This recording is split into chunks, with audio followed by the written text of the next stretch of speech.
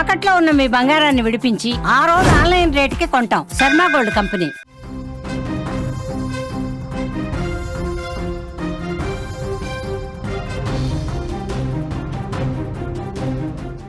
Breaking news చూస్తున్నాం. కరీంనగర్ అత్యాచారం కేసులో కొత్త విషయాలు బయటకు వస్తున్నాయి. పేషెంట్కు మత్తిచ్చి అత్యాచారం చేశాడు కాంపౌండర్.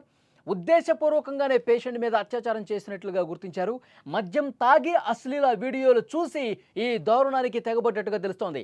కాంపౌండర్ను అరెస్ట్ చేసి కేసు ఫైల్ చేశారు పోలీసులు. నిందితుడిని మీడియా ముందుకు తెచ్చారు పోలీసులు. మొత్తం కేసుకు సంబంధించిన డీటెయిల్స్ బయటకు వస్తున్నాయి. కరీంనగర్లో సంచలనం సృష్టించిన ఆసుపత్రి అత్యాచారం కేసులో పోలీసులు వేగంగా దర్యాప్తు పూర్తి చేశారు. ఈ కేసులో కీలకమైన ఇంకొన్ని కొత్త విషయాల్ని పోలీసులు మీడియాకు వెల్లడించారు. ఈ దారుణం వెనుక నిందితుడు కావాలనే ఈ ఘాతుకానికి పాల్పడినట్లుగా తేలింది. మద్యం సేవించి అశ్లీల వీడియోలు చూసిన తర్వాతే ఈ నేరానికి ఒడిగట్టినట్లు పోలీసులు తమ విచారణలో గుర్తించారు. ఈ నెల 6వ తేదీన కరీంనగర్కు చెందిన ఓ యువతి తీవ్ర జ్వరంతో బాధపడుతూ తన తండ్రితో కలిసి హాస్పిటల్కి వచ్చింది. వైద్యులు ఆమెను పరీక్షించిన అనంతరం రాత్రిపూట ఆసుపత్రిలోని అత్యవసర విభాగంలో ఉంచారు.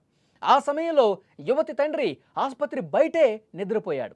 అర్ధరాత్రి వేళ అంటే 7వ తేదీ తెల్లవారుజామున అదే ఆసుపత్రిలో కాంపౌండర్గా ఓటీ టెక్నీషియన్గా పనిచేస్తున్న దక్షిణామూర్తి నిద్రిస్తున్న ఆ యువతి చేతికి మత్తు ఇంజెక్షన్ ఇచ్చాడు. ఆమె స్పృహ కోల్పోయిన తరువాత అత్యాచారానికి పాల్పడ్డట్టుగా తెలుస్తోంది. ఉదయం మెలకువ వచ్చిన తర్వాత ఆ యువతి జరిగిన దారుణాన్ని గ్రహించింది. వెంటనే తండ్రికి విషయం చెప్పింది. బాధితురాలు ఆమె తండ్రి కలిసి వెంటనే పోలీసుల దగ్గరికి వెళ్లారు. ఫిర్యాదు అందుకున్న పోలీసులు వెంటనే కేసు నమోదు చేసి దర్యాప్తు ప్రారంభించారు. నిందితుడు దక్షిణామూర్తిని అదుపులోకి తీసుకున్నారు. మొదట్లో నేను అసలు ఏం తప్పు చేయలా, దక్షిణామూర్తి ముందుగా దబాయించాడు.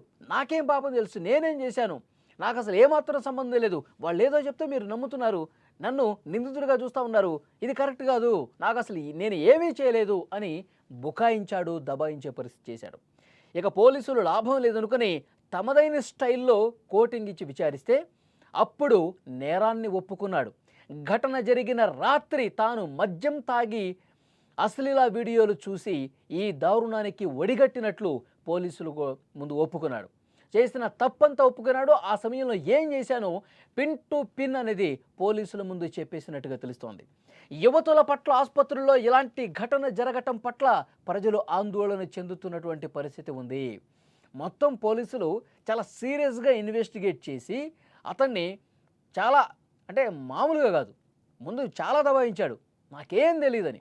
కానీ పోలీసులు ఎలా రాబట్టాలో తెలుసు కదా, ఆ స్టైల్లో అడిగితే మొత్తం ఒప్పేసుకున్నాడు. తాను ఏం చేశాడు, మద్యం ఎక్కడ కొన్నాడు, ఎప్పుడు తాగాడు, తర్వాత ఆసుపత్రికి వచ్చి ఏం చేశాడు, ఇవన్నీ కూడా చాలా క్లియర్గా ఆసుపత్రికి వచ్చి అక్కడ ఆమెకు మత్తు ఇంజెక్షన్ ఇచ్చిన తర్వాత మద్యం తాగిన తర్వాత అశ్లీల వీడియోలు ఫోన్లో చూసి ఆ తర్వాత ఈ దుర్మార్గానికి ఒడిగట్టినట్టుగా పోలీసుల విచారణలో మొత్తం ఒప్పుకున్నాడు. ఇప్పుడు ఆసుపత్రుల్లోనే రక్షణ లేని పరిస్థితి కనిపిస్తుంది. ఆసుపత్రుల్లో అమ్మాయిల్ని జాయిన్ చేపిస్తే వాళ్ళ హెల్త్ ఇష్యూస్ ఉండి అడ్మిట్ అవ్వాల్సిన పరిస్థితి వస్తే ఇక్కడ మానాలు పోయే పరిస్థితి ఉందా? ఇంత దుర్మార్గంగా ఆసుపత్రుల్లో పరిస్థితులు ఉన్నాయా? ఇప్పుడు మత్తు ఇంజెక్షన్ ఇచ్చిన తర్వాత ఈ దుర్మార్గం చేశాడు. ఉదయాన్నే ఆమెకి ఏదో అనిపించింది, అట్లా ఏదో దారుణం జరిగిందని చెప్పి అనిపించి పోలీసులు కంప్లైంట్ చేసింది. ఎందుకంటే ఆ మత్తులో ఉంటుంది కదా, కొద్దిగా తెలుస్తోంది ఆమెకి. అసలు ఇలాంటి వాళ్ళు ఎంతమంది ఉండొచ్చు? చాలామందికి తెలియకపోవచ్చు, కానీ తెలిసింది కాబట్టి ఇది బయట ప్రపంచానికి సమాచారం వచ్చింది.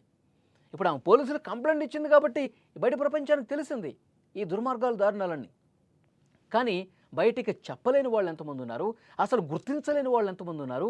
అతడు ఎన్ని రోజుల నుంచి ఈ విధంగా ఆసుపత్రిలో అడ్మిట్ అయినటువంటి లేడీ పేషెంట్ల మీద ఈ విధంగా చేస్తూ ఉన్నాడు. ఇవన్నీ కూడా ఇప్పుడు ఇన్వెస్టిగేషన్లో బయటికి రావాల్సిన అంశాలు.